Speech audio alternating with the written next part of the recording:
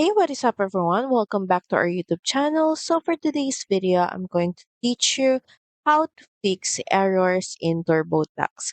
So all you have to do is head over to turbotax.intuit.com and start by logging into your account. And from here, we're just going to proceed by clicking on any of the progresses, and this should take us to our homepage.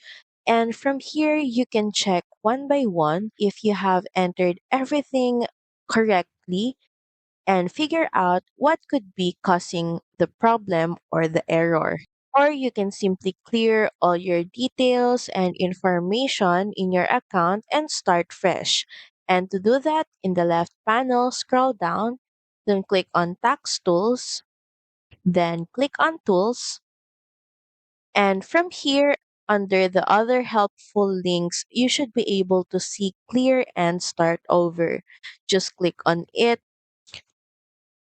Just a reminder that this option will clear everything, all of the information you enter, and you will go back from scratch. So once you've decided, you can just head over and click on yes.